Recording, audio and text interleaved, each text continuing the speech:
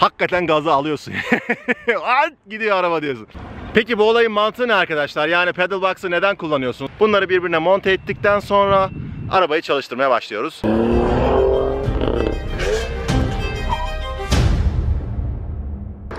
Merhabalar arkadaşlar, ben Sertaç Kemiksiz. Rhino Tübe yani kanalıma hoş geldiniz. Yanımda Sayın Rhino. Bugün ne yapacağız arkadaşlar? Bugün sizinle pedal box denilen şu aleti bir inceleyeceğiz. Ben aşağı yukarı bir 6 aydır falan kullanıyordum. Sağ olsun GMG'den GMG Mustafa hediye etti. Bir 6 aydır falan bendeydi. İyicene inceledim. Modlarını anlatacağım. İnce detaylarını anlatacağım. Ara özelliklerini anlatacağım. Farkı var mı yok mu? Yoksa tamamen hikaye mi? Onu anlatacağım. Hızlanmada bir farkı var mı? Son hızda bir etkisi var mı? Bunların hepsini sizinle beraber paylaşacağız. Bunu nasıl yapacağız? Arabanın içine geçerek yaparız ancak. Sökmeyi, takmayı da anlatacağım. Aldınız mı 5 dakikada takarsınız arkadaşlar. Arkadaşlar arabanın içine geçmeden önce tabii ki size pedal box'ı göstereyim nasıl bir alet. Şöyle 2 tane soketi var, bir tane kumanda kısmı var. Görüyorsunuz. Bu soketlerden bir tanesi şimdi birazdan sökeceğimiz gaz pedalına giriyor. Bir tanesi de gaz pedalını buluşturuyor, arabaya giriyor. Bunları birbirine monte ettikten sonra yani şurada bir ara kablo görevi görüyor arkadaşlar. Aktarıcı görevi görüyor. Zaten bütün olay burada. Bunları birbirine monte ettikten sonra arabayı çalıştırmaya başlıyoruz. Ve ondan sonra da tepkimelere beraber bakıyoruz. Hadi içeri geçelim. Arkadaşlar halının kirinden dolayı kusura bakmayın artık. Yapacak bir şey yok. Şurada abi açtığınız zaman neyi sökeceğim diye baktığınızda görüyorsunuz ki burada sökülecek bir parça var.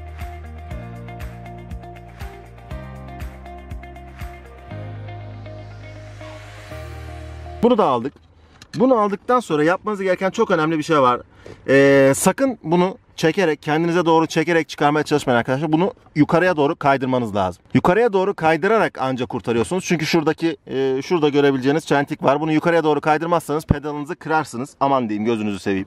Çıkardıktan sonra burada soketi görüyorsunuz zaten. Tırnaklarından söküp bu soketi çıkarmanız lazım. Ve şu anda böyle boşa çıkıyor her şey. Pedalınız burada, soketi orada. Yapacağımız iş, bizim pedal box burada, soketleri burada. Şimdi bunlardan bir tanesini alıp gaz tepkimesini pedaldan arabaya ilettiğimiz yere takıyoruz. Bunu buraya takıyoruz tırnakları vasıtasıyla. Diğerini de alıyoruz. Arabanın orijinal gaz tepkimesini veren kısmına takıyoruz. Bunları birleştirdikten sonra tekrardan montajımıza geçiyoruz arkadaşlar.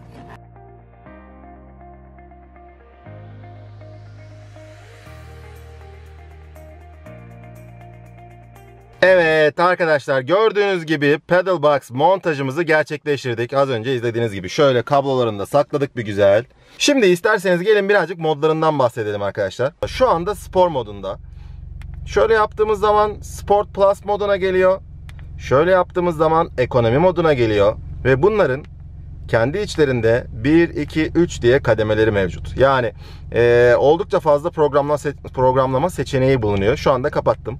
Şu anda tekrar açtım. Şimdi size sırasıyla Sport Plus ve ekonomi modlarının şurada ekranda değiştirdikçe nasıl fark ettiğini göstereceğim arkadaşlar.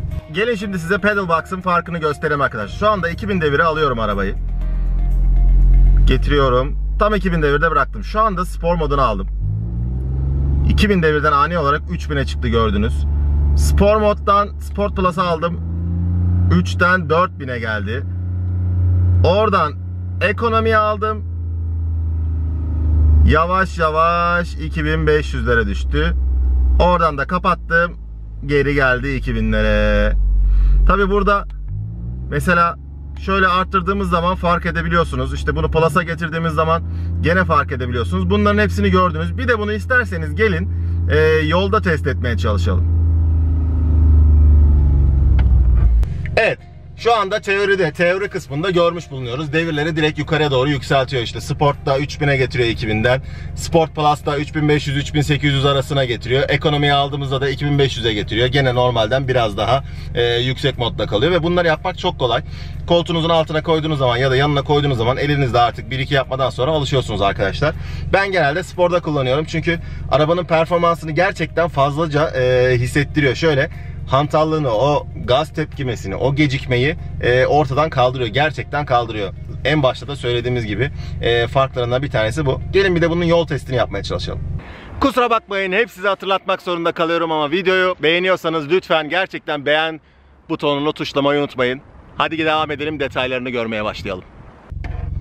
Evet, şu anda bomboş bir alan olan Panora Tepe'deki işte konsoloslukların arka tarafındayız. Ankara'dakiler bilir. Oradan arkadaşlar elimde Pedalbox'ın kumandası. Şu anda dümdüz gideceğim zaten. Fazla bir şey yapmaya gerek yok. Kumandayla şuradan şeyleri değiştireceğiz.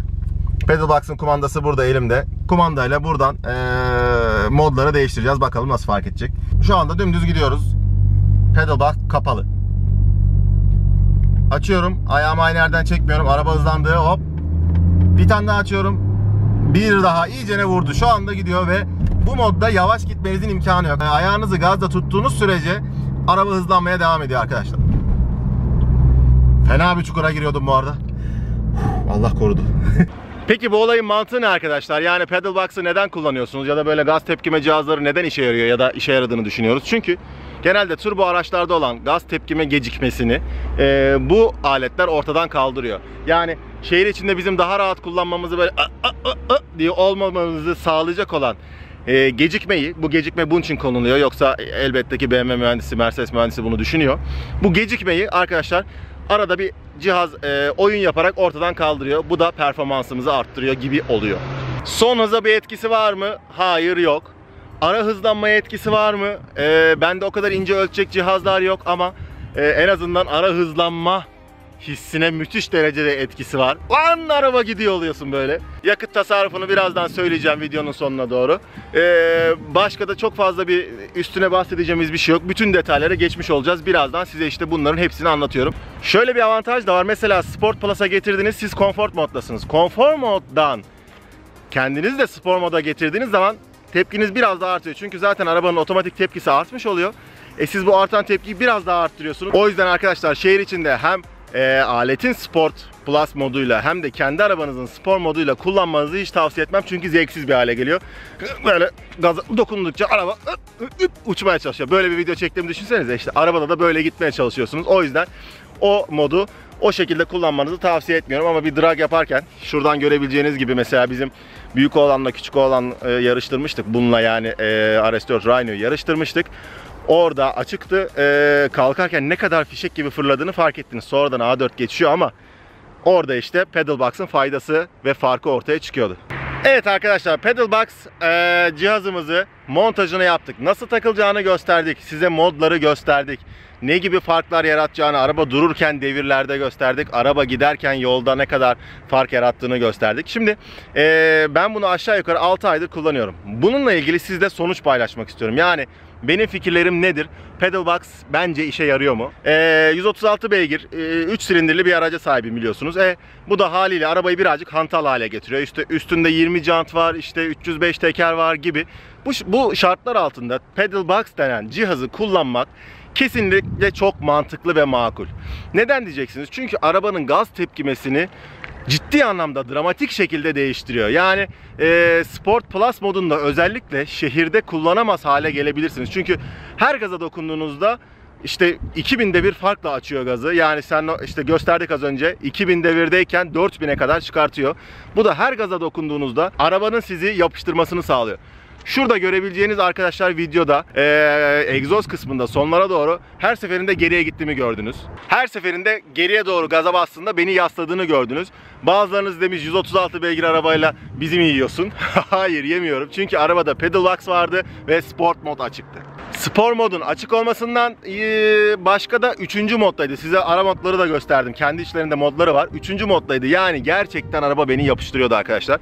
Bu da arabanızı çok hızlı hale getirmiyor tabii ki. Bir chip tuning değil, bir beygir arttırmıyor. Ama size öyle bir his veriyor ki araba bastım mı gidiyor arkadaş diyorsun. Daha olan arabanın gazına dokundum, araba gitmeye başladı diye bir his uyandırıyor. Tabii aslında bu doğru bir his değil. Çünkü sen arabanın gazına dokunuyorsun ama arabanın gazını köklemiş gibi oluyorsun. Sen o full gazı aldığın için hakikaten gazı alıyorsun.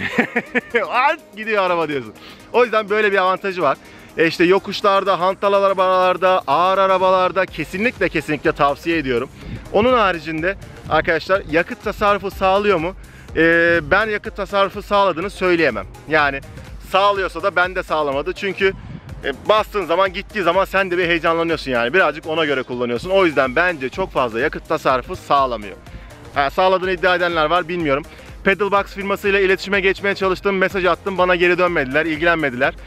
O sebeple bunlardan böyle bir gerçek veri, teknik veri alamadım maalesef. Alsaydık size o gerçek bilgileri, verileri de verecektik. Maalesef firma olarak çok fazla ilgili olmadıklarını düşünüyorum. Bu videoyu arkadaşlar beğendiyseniz, eğlendiyseniz, bir şey öğrettiğini düşünüyorsanız, fiyat bilgisine de ulaşamadım bu arada maalesef. Düşünüyorsanız like'ınızı alırım. Kanala abone olmayı unutmayın. Görüşmek üzere. Benden bu kadar.